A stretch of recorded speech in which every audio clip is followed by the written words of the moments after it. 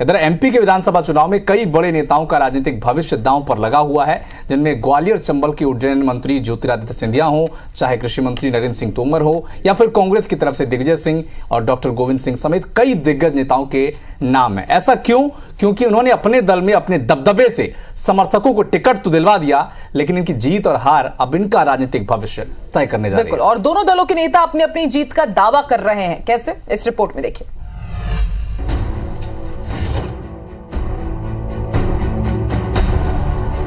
मध्य प्रदेश के विधानसभा चुनाव में इस बार कई प्रत्याशियों की प्रतिष्ठा दांव पर लगी है। ग्वालियर चंबल अंचल में वैसे तो बीजेपी और कांग्रेस के बीच सीधा मुकाबला है, लेकिन यहां करीब 8 सीटों पर राजा बनाम महाराज की जंग देखने को मिल रही है। इन सीटों में राघवगढ़ में बीजेपी के हिरेंद्र सिंह बंटी का मुकाबला कांग्रेस के जयवर्धन सिंह से है। चंदेरी में बीजेपी के जगन्नाथ सिंह रघुवंशी के सामने कांग्रेस के गोपाल सिंह है।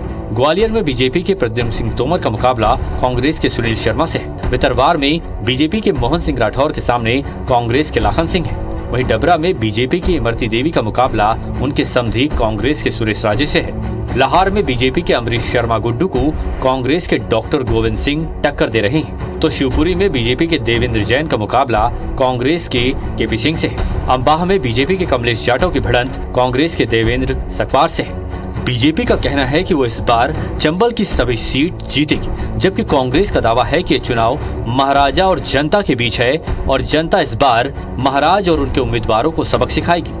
भारतीय जनता पार्टी इस चुनाव में महाविजय हासिल करने जा रही है और ग्वालियर चंबल क्षेत्र में हम 30 से अधिक सीटें जीतने का काम कर रहे हैं। आने वाली 3 तारीख को आप और जनता अपन सब मिलकर यहाँ परिणाम देखेंगे। सारे के सारे जिनको आप छत्रप कह रहे हैं भारतीय जनता पार्टी के, ये एक दूसरे को निपटाने में लगे हैं। जब ये एक दूसरे को निपटा लेंगे, जो बचेगा उसको कांग्रेस निपटा देंगे। कुल मिलाकर देखा जाए तो ग्वालियर चंबल में संगठन से ज्यादा ज्योतिरादित्य सिंधिया और नरेंद्र सिंह तोमर के समर्थक मैदान में है, तो यही हाल कांग्रेस में है। यहाँ डॉक्टर गोविंद सिंह अपने समर्थकों के साथ साथ अपने रिश्तेदारों को कांग्रेस का टिकट अपनी दम पर दिलवाया है। यही हाल दिग्विजय सिंह का है, जिन्होंने कमलनाथ समर्थकों के ऐलान के बाद टिकट कटवाकर अपने समर्थकों को जीत की गारंटी के साथ टिकट दिलवाया है। अब देखना यही है कि कौन सा नेता इस चुनाव में अपनी राजनीतिक प्रतिष्ठा को बचा पाता है। नासिर गौरी, IBC 24, ग्वालियर। तो मध्य प्रदेश की कई सीटों पर इस बार राजा वर्सेस महाराज की तस्वीर हमें देखने को मिल रही है और यहां पर भले ही दूसरे उम्मीदवार इस बार चुनावी मैदान पर है, लेकिन कई दिग्गजों की यहां पर जो साख है दांव पर लगी हुई है। अब इसका रिजल्ट क्या आएगा, 3 दिसंबर को ही ये तय हो पाएगा।